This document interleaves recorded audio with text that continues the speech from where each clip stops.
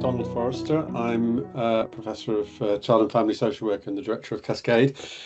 You won't actually see much of me in this meeting. I'm just sort of doing the beginning and the end of it because I'm delighted to welcome here Dr. Laura Cowley from Swansea University, Dr. Ulugbek Nurmatov from Cardiff, and Dr. Gabriel Otterman from Switzerland, Linköping University, I think, but I'm sure I pronounced it wrong. And they're going to be talking about part of a really interesting pan-European study that is looking at how we understand and respond to child abuse. And I guess there's a couple of things that are really interesting about that. One is, I just think it's really interesting to see across different countries how we understand this issue. And then the second one is, it's not just one profession, it's looking at different sectors and how they work together. A couple of sort of bits of housekeeping. One is this presentation is being recorded. You will all be sent a link to the recording, so I hope you'll enjoy it so much you may want to share it with others. And the second thing is we'll be taking questions in the chat function. So if you've got any questions, if you put them there, then hopefully there'll be time towards the end for us to pick them up. I think that's everything, and kind of without further ado, I can hand over to, I think, Laura, who's going to kick us off. Is that right, Laura? Gabby will present. Oh, Gabby. Sorry, yes, first, I was told that and I forgot it. It's okay, I can do move on to the first couple of slides for you, Gabby. So, thank you everyone for joining today. So, just to say that this project was a multinational project, and it was it came out of the EuroCan network. So that's just a little bit of context, and Gabby will give us an overview of what the new EuroCan network is. So over to you, Gabby. Thank you. And for the record, I'm from Linköping University in Sweden, happy to be here and to introduce our session with a little overview of the EuroCan network where this project arose. The EuroCan Cost Action, Child Abuse and Neglect in Europe, Incidents and Trends was a pan-European initiative through the years 2019 to earlier this year, 2025. That focused on multi-sectoral responses to child abuse and neglect. It was supported by COST, the European Framework for International Cooperation in Science and Technology. The action brought together over 150 experts from 36 countries, including practitioners, researchers, policymakers, administrators, and individuals with lived experience of child maltreatment. Our goals overall were to map and evaluate how agencies across Europe respond to child maltreatment, to create an interdisciplinary and cross-sectoral network that bridges healthcare, social services, justice, and education, and to compile knowledge on national data collection systems, legal definitions, and policy frameworks related to child maltreatment. We also aim to enhance comparability of data collection for public health methods across countries, and to advocate for evidence-based policymaking aimed at reducing inequalities in child protection provision, services, and outcome. In summary, EuroCan Cost aimed to strengthen the European evidence base, build bridges between professionals and sectors, and lay the foundations for sustainable data-driven improvements in child protection. Thanks, Laura. Thanks, Gabby. Right, so just to give a bit of background then. So why the lack of standardized definitions and inconsistent reporting on child maltreatment a problem? First of all, it hampers comparable estimates between countries. It hampers comparative evaluations of national and European level policies aiming to prevent and combat child maltreatment, and it also hampers the assessment of the quality of responses provided to survivors by different sectors. And it just overall promotes inequalities in child protection provision and outcomes within and between countries. So before we embarked on our multinational Delphi study, we did a number of pieces of background work. And this involved 3 different pieces of work. So the first one was a scoping review. The second was a comparison of major child maltreatment classifications and definitions. And the third piece of work was a cross-country study, specifically looking at legal definitions of child maltreatment across the 34 cost action network countries. So the scoping review that we conducted aimed to understand existing challenges in the definition and operationalisation of child maltreatment. So we systematically searched 8 international electronic databases, and we identified 25 studies published between 2011 and 2021 that satisfied our inclusion criteria. And of the 25 studies, only 4 studies actually reported any attempts to create new conceptualizations or definitions of child maltreatment, and there was only 1 study that sort of tried to test a definition in practice. And overall, the results indicated that more attention should be paid to the conceptualization of psychological and emotional maltreatment, as well as neglect during any efforts to define child maltreatment, and that children and individuals with lived experience should be included in efforts to define child maltreatment. The second piece of background work was a systematic comparative analysis of classifications and definitions that are used primarily by international organisations like the WHO. And this piece of work, I aimed to identify discrepancies between all the different classification systems and to highlight key issues requiring consideration. So we ended up comparing 6 different classification systems using a systematic framework analysis, and this revealed that there is limited consensus on the types and subtypes of child maltreatment, or their definitions between different classification systems. So we sort of mapped out the subtypes of child maltreatment that the different systems use, and as you can see there, while there are overlaps, there's very little consensus on what the subtypes and the definitions of the subtypes should be. And then finally, the third piece of background work was a survey of experts in child maltreatment, and this included paediatricians, social workers, lawyers, psychologists, and this piece of work was undertaken to understand any similarities and differences in definitions that are currently used in child protection services and other public systems in Europe. And again, this showed real variability and inconsistencies in national definitions for data collection purposes. And also only half of the countries that we were able to survey actually had a legal definition of child maltreatment that was in use, or either that or the people who we surveyed didn't know about it. But we did quite a bit of additional checking around that as well. So yeah, about half of the countries that we looked at didn't actually have a legal definition of child maltreatment.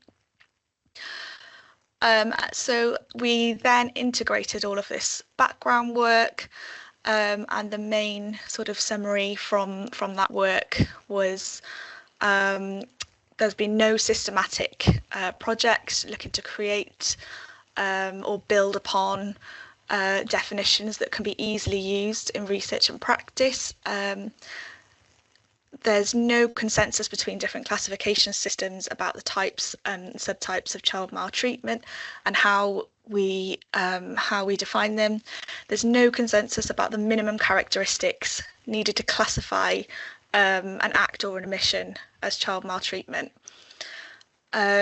There's different terms and constructs used to label child maltreatment, and there's no clear proposals about how they're all linked together. And as we saw, there's substantial variability in legal definitions across countries, and all of this jeopardizes the quality of the administrative data and the data that we ultimately use to create interventions and try to prevent maltreatment. So from this, we wanted to conduct a Delphi study and to promote consensus-based interdisciplinary efforts to try and develop uniform definitions of child maltreatment. And we wanted this to be a multi-sectoral effort, and also obviously we wanted to include as many countries as we could in this in Europe in the Cost Action Network. So yeah, there's been several attempts over the years to try to standardise the definition of child maltreatment with the various different classifications, but overall they haven't used robust evidence synthesis or consensus-based methodologies. So that's why this study aimed to address that gap.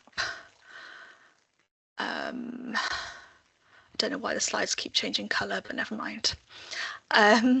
So I will now hand over to Laura, who was our methodology expert and who handled all the recruitment for this study. So Laura, I'll hand over to you and let me know when you want me to move on the slides. Okay, thank you, Laura. This study is the most rigorous and well-executed Delphi study I have performed in the last 20 years. It is a multi-specialist, multi-sectoral, large pan-European Delphi study. From here, definition of the Delphi method. Probably everyone has knows definition of the Delphi method. The Delphi method is a structured research technique that uses iterative online surveys to obtain a consensus of expert opinions on a specific topic. On the right side, you can see the diagram. This diagram illustrates the iterative process of an Delphi study. Initially, we recruited 70 multi-sectoral experts from 34 European and surrounding European countries and surrounding regions to address the defined research problem. In round one, experts completed an initial questionnaire. Then we analyzed the data, and statistical feedback was provided to the panel in round two.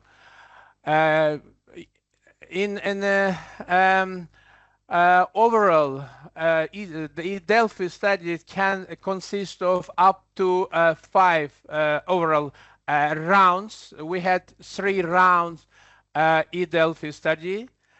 Then after second round, experts reviewed the feedback and completed second round questionnaire with the response refined to work forward a consensus. And then this iterative feedback and questioning process continues through the 3 third rounds. And then we had the data analysis and report of the findings. Next slide, please. This is a very short history of the Delphi method, which was developed in the United States of America in the 1950s by the RAND. It's a Research and Development Corporation. This Delphi method widely used for decision making, not only health and social care, but in policy making, forecasting future issues, in health, social care, public health, education, economics, finance, justice, agriculture, transport, aeronautics, etc. You can see a lot of fields they use Delphi method. It combines the qualitative and quantitative research method, and then the reliability of measurement with scientific validation of the findings. Next, please. This is in bullet points. I put the main points in our Delphi study to provide the rigor, the robustness of a Delphi study. First variable is response rate. We had 99% response rates after first round, and after second and third round, 94% response rate. It's one of the highest response rate I ever seen in international Delphi studies. In terms of Likert scales, up to 9 Likert scale can be used, but we use the 4-point Likert scales. You can see a 5-point Likert scale has 5 options: strongly agree, then disagree, strongly disagree, and then neutral. Neither agree nor disagree. The respondent has no opinion. It's especially very complicated for those who have language barriers. I put here with some references. One of the best conducted Vogel 2019, Atkins 2005, international Delphi studies. They used 4-point scales with the option strongly agree, strongly disagree. It was validated, and it produces stable findings in Delphi studies. Then we calculated median scores and percentages agreement for scores, and then we provided feedback to the panel and agreement rate. Minimum we took 70 and 80% and above of panel members rated a statement as agree or strongly agree after the second round. And next, please. This is a very short, and I think the overview in bullet points in conducting any Delphi studies, and we followed these bullet points. First, for any Delphi studies, we have to have a clear answer of a research question, which we had in our case. Clear aims and objective of the study. The questionnaire development. We had around 6 months, several meetings in different countries, 19 international experts. We refined and developed the questionnaire.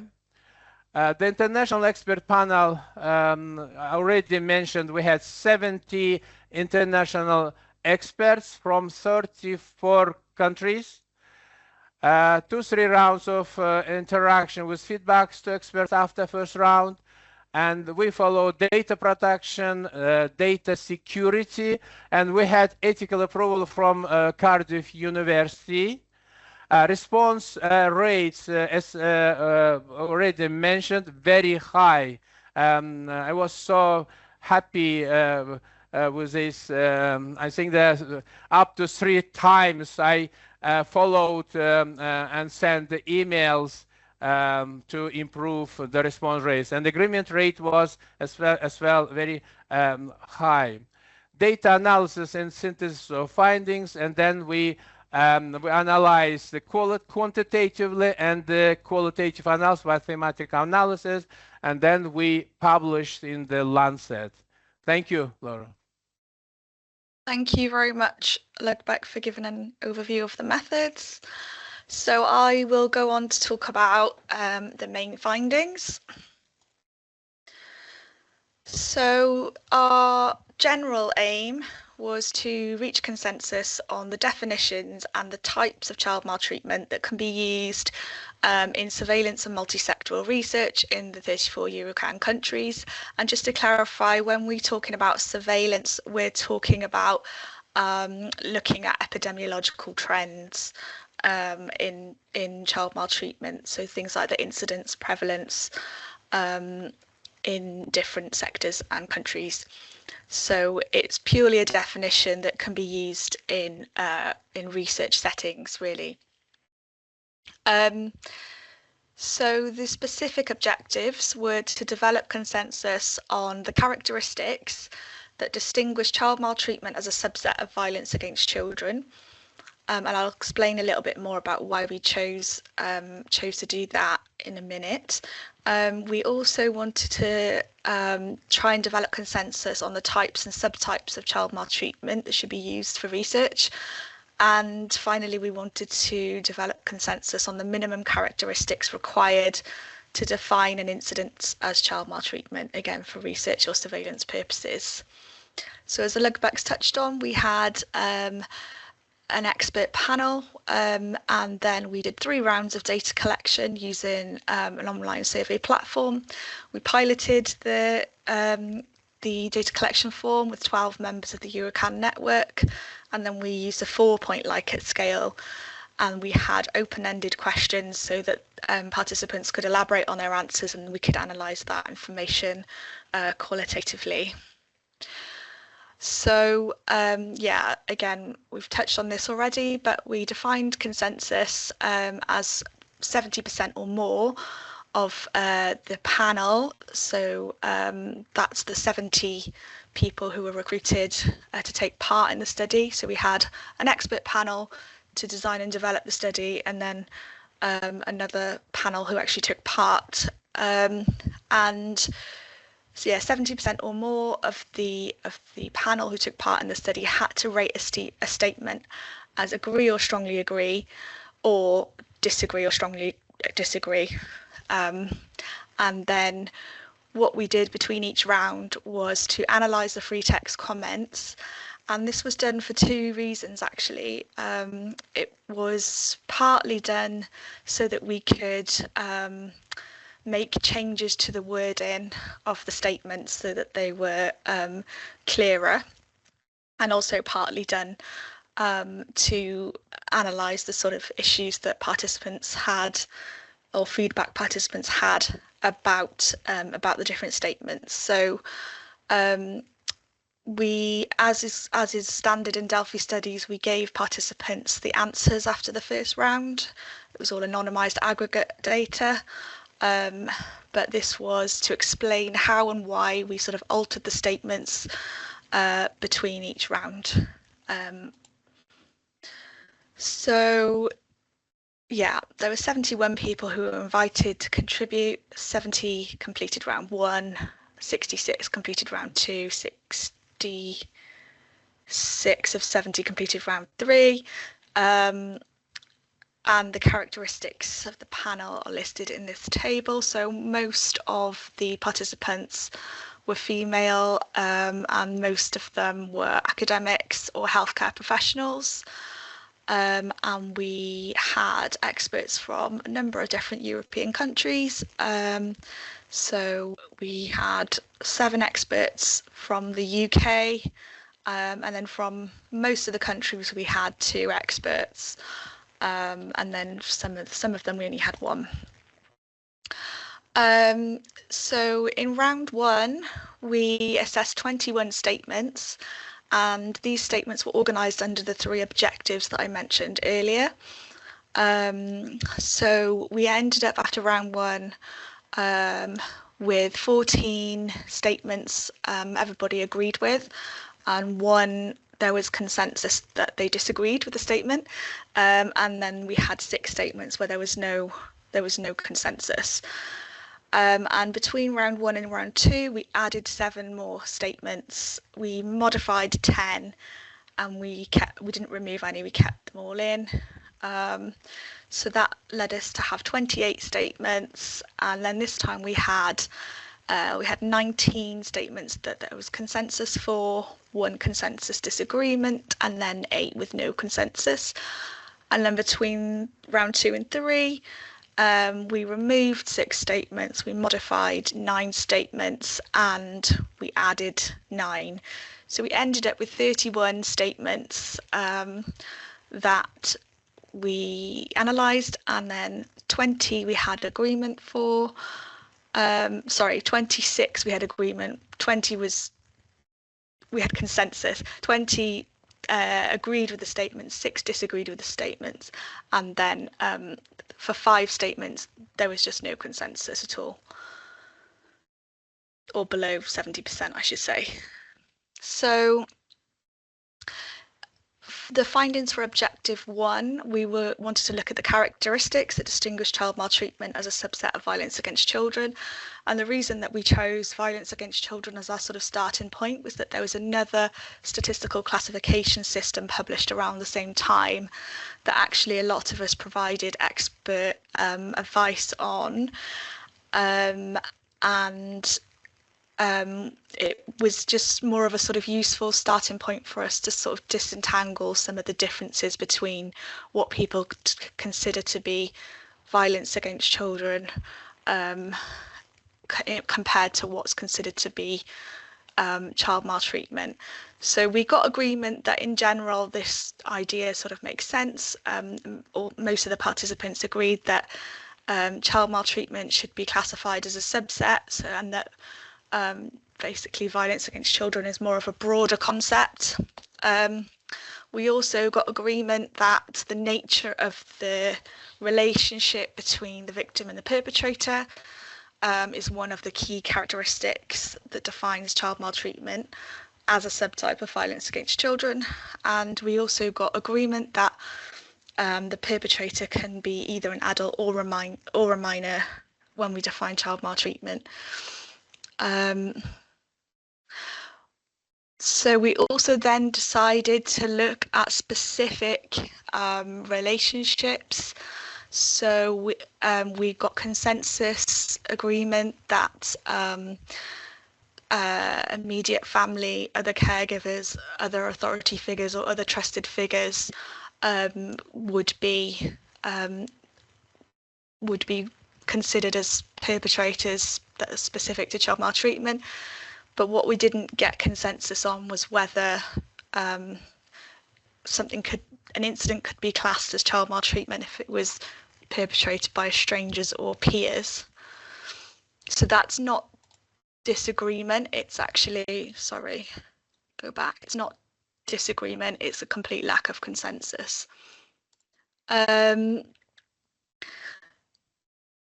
And then we looked at various statements regarding to being in a position of power, responsibility or trust with the victim.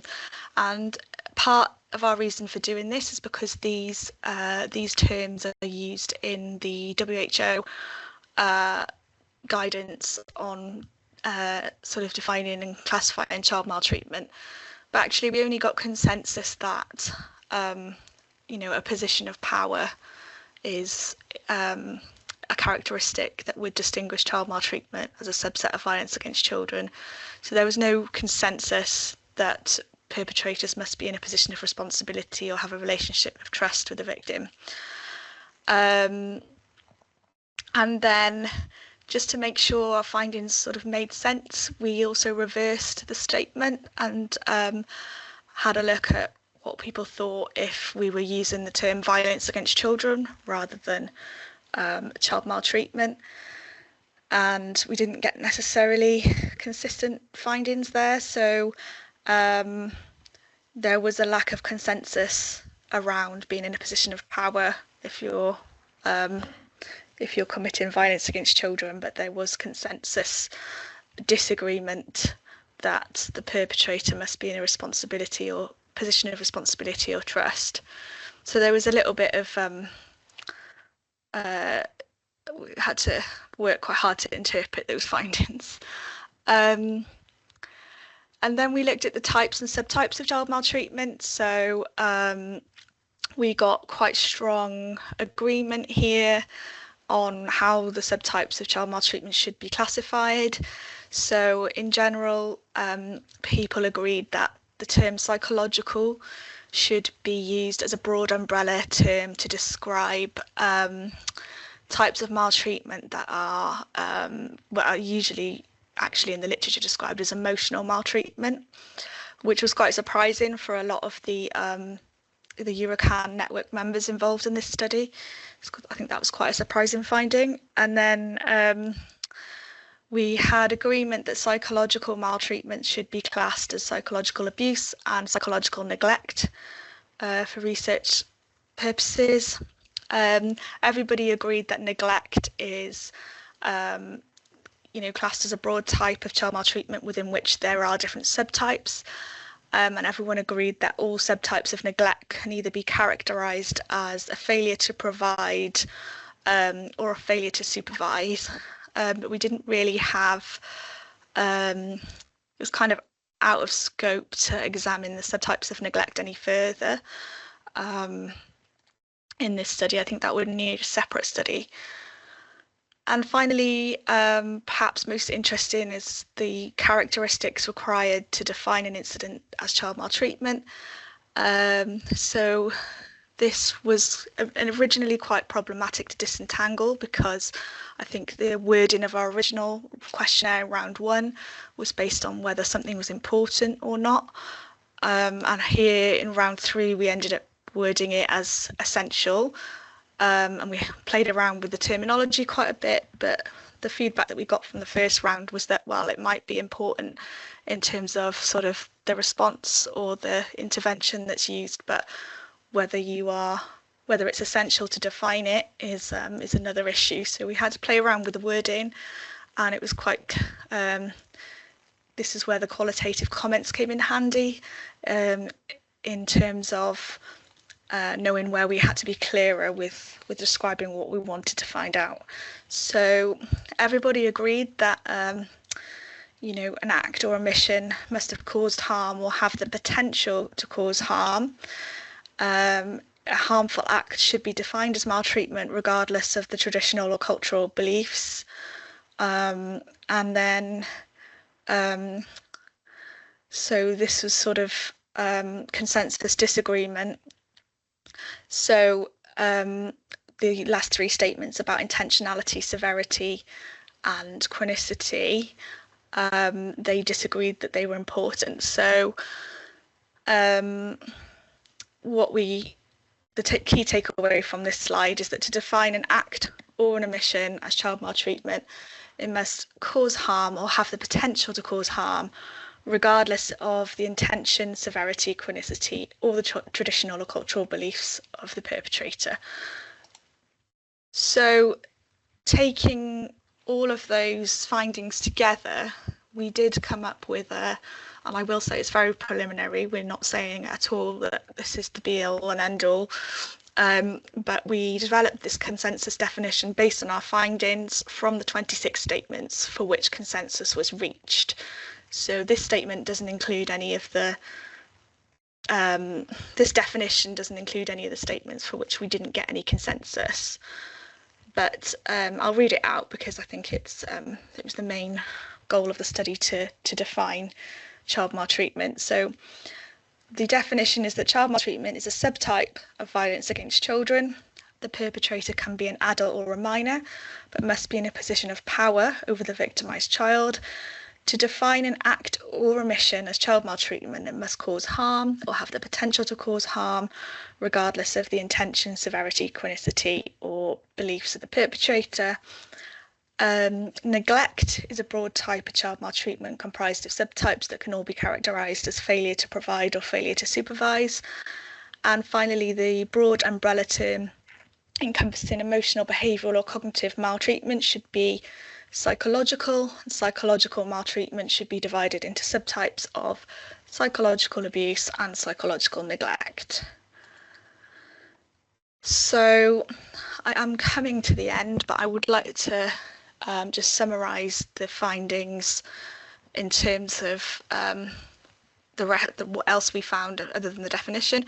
So We didn't get consensus on 5 of the 31 statements, and these were related to the nature of the relationship between the victim and the perpetrator, and notions of power, responsibility and trust as outlined by the WHO. So these are areas in which we need to try and do some more work to gain consensus here. As I said, gaining consensus on further subdivisions of neglect was out of scope of the study and warrants a dedicated study itself. And we were unable to define the minimum characteristics required to define an incident as maltreatment separately for each subtype. So we didn't look at each subtype separately in terms of what minimum characteristics would define these. So our findings represent a pivotal first step in achieving international consensus on a definition of child maltreatment that can be widely used within research across multiple sectors. We know and suspect that several aspects of this definition will be challenged, and we feel that these debates are positive and necessary and may lead to significant refinements and modifications, before wider acceptance. The next steps, concerted efforts are now required to test whether it commands support amongst additional experts from a wider range of professions and to refine the definition. And ultimately then we'll need to consider how such a definition could be operationalised. And to do that, we propose a 2-path roadmap. So first, with targeted actions to apply the definitional elements within research studies. And the second is to emphasise strategic advocacy and support professionals to push for the resources and infrastructure necessary to start studying the epidemiology of child maltreatment. And by actively disseminating our findings via the Eurocan network and building alliances with stakeholders, we aim to bridge the research policy divide as much as possible. So we propose that we really need to develop standardised toolkits, cross-sectoral checklists alongside pilot programmes and studies. One promising setting for that is the Parhaus model, which is gaining traction across Europe as a multidisciplinary framework for the response to child maltreatment. And if we did this, this will allow for real-world testing of the definition in venues that are already committed to interagency cooperation. And in the long term, we want to create a comprehensive set of pan-European guidelines on definitional elements for cross-sectoral implementation. But we would obviously need to consider how to adapt that given country-specific diversities. So we're a long way off, sort of implementing this in practice, but we do feel like it was a necessary and robust first step in this field. So I don't know if Gabby, you wanted to add anything before we have a look at what the questions are in the chat. No, I think you did a great job of summarizing and presenting our findings. There are a couple of questions in the chat, and we invite people to continue to post any questions in the chat. Well, let me start before we get to the chat questions. As the audience is mainly practitioners, why do you think it's important, and Ulubek and Laura, for practitioners to have a shared consensus-based definition of child maltreatment across Europe, and how might that affect work generally locally in Wales?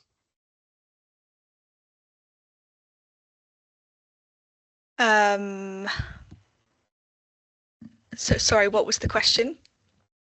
Whether how would practitioners how should practitioners understand the need for shared consensus-based definitions of child maltreatment in practice? So I think obviously I'm just speaking from a social care perspective because that's my field. We know that social care workers have to provide data returns about the children who are in the care of local authorities. So having a definition at present, I don't think that they're required to report on different types of maltreatment in the children looked after data, but I think if that was something that could be added to their data return, that would be really useful. And if they could have a definition or definitions or guidance on how to do that and how to classify that, then that would be really useful. That would then feed back into the research that is done by data scientists, for example, in SAIL. Thank you. Gabi, this is the first stage. This definition is for, as we mentioned, for research and surveillance. For practitioners, we need validation studies, and the second stage will be operationalized, and then as a practitioner can use this consensus-based definition of child maltreatment will be used or can be used in all European countries. Thanks, Olubek. There's a question from Helen Hodges. From a linguistic point of view, are there any terms or phrases which were more problematic when translated into different languages? I'm assuming the study was conducted in English. Could you respond to that, Olubek, in general, how you do international Delphi methodology? And were there any particular issues, Laura and Olubek, in this study? Do you want to go first, Olubek? Yes, country-specific terminology to define child maltreatment, violence against children, or child abuse and neglect differs in some countries. For example, in France, Gabi, we already discussed this terminology, and when we developed our questionnaire, and we considered the some countries' terminology in form of synonyms. Instead of, for example, child maltreatment, child abuse or neglect, something like this. And country-specific, in some countries, they don't have a specific terminology, but we try to find the best suited terminology for specific questions. Thank you. There's a question from Gareth Hopkins. A large proportion of the respondents were health professionals. Did you have any sense of whether social care professionals and experts had a different perspective on any items, possibly related to power and responsibility? Yeah, so unfortunately, I think originally the plan was to try and break down the responses by profession, but there were just not enough people to be able to do that without potentially, violating anonymity. So we didn't end up looking at this. I think at one point we were planning a qualitative, more of an in-depth analysis of the qualitative data, which would be really useful to get a sense of this and to break that down. But I think, yeah, it's difficult to not to identify anyone when you're doing the comments. If we only had one social worker from one country, for example, we couldn't really include. I mean, we could include their comment, but we couldn't include where they were from because of the potential to identify them. But yeah, so we didn't really look at that in any detail in the end. It would be interesting. Yeah, in some cases, for example, we had around 2-3 police men. So in terms of sample size and validity of and the number of experts and credibility, validity of responses and analysis, and it precludes to do analysis by sectors, by healthcare, by social care, by police, and etc. And just going back to Helen's question, I do remember there was actually quite a lot of terms that were just not used in certain countries or just not recognised. I think there was there's a term in Iceland which didn't really make any sense in English, and there was another term. I can try and dig these out if anyone's interested, but there's another term that was used in Poland that didn't quite marry up with what we were trying to get across. So, but that's where our discussions came in really handy, and the fact that we had so many different countries involved in our expert panel, it meant that we were able to resolve those issues. But there were some really interesting discussions. There was you responded, Laura, partially to Kairika Karsna's questions. Did you attempt to gain consensus on the minimum characteristics of each type of child maltreatment, or was it not part of the study in the end? And I wonder if more consensus would have emerged if you had separated out the types of maltreatment. For example, where peer psychological abuse would not have been considered child maltreatment, the same for sexual abuse could have. Yeah, as I said in the slides, we didn't attempt to gain consensus by type, because I think the questionnaire would have been really unwieldy, and we wanted to start off with from the very sort of bottom and get to grips with some of the other broader key issues. But I think it would be interesting to separate it out by maltreatment type. There were definitely, in the qualitative comments, there were definitely indications that for example, sexual abuse by peers may have been considered child maltreatment, whereas physical abuse wouldn't have. There's some of the qualitative data is in the paper, which it might give you a bit more insight into some of those issues that we encountered. And then there was another question by Andrea Lazar. Did you get an idea as why there was only consensus on perpetrators being in a position of power, but not in a position of responsibility or trust? What I'm going to do is quickly look at the qualitative findings in the paper, because I know there was something on this, but I can't remember off the top of my head. So so one comment, for example, one of the quotes was, I understand child maltreatment as a form of violence carried out by someone who exercises the role of caregiver or trusted person. Meanwhile, violence against children can be exercised by institutions.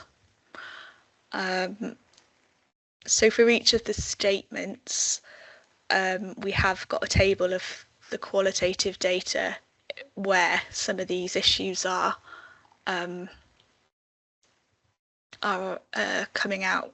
So if you read the paper, then some of those quotes are really interesting, actually. Perhaps to both of you, if you consider the WHO definitions that were not derived by consensus, and if you could say a word about how those widely used definitions are used, how they were derived, and comparing what is the advantage of the the Delphi method that was so robust in our case, and how should we look and compare as we move forward. So I'm not entirely sure how, for example, the definitions by the WHO were derived, but I think it was a narrative synthesis. It was not yeah, far from, but they're very widely yeah. used. And I think they are based on some expert opinion, but there's no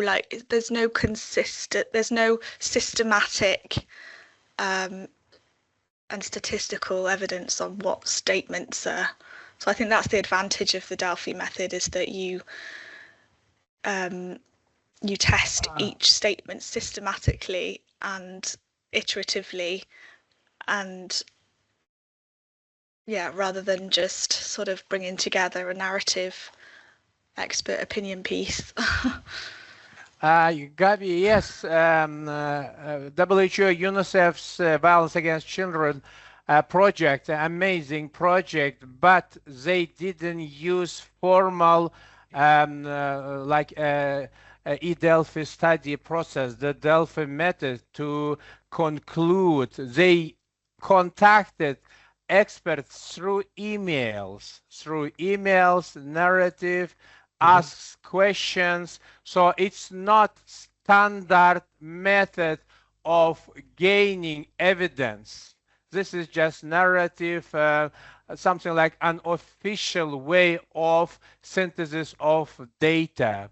While our approach, our methodology is its standard method, the Delphi method we used, and this is our advantages, and that's why the robustness of our study compared to WAC study, everyone can see here.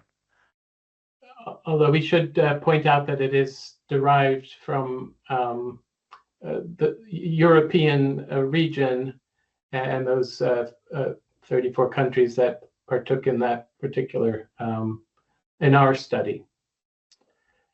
Yes, yes, yeah. This is a small region, European region. WHO, this is whole world, but this is it's a small European region, and evidence-based, research-based, the robust Delphi method to gain evidence synthesis in this field of research and get consensus, agreement on a specific research question.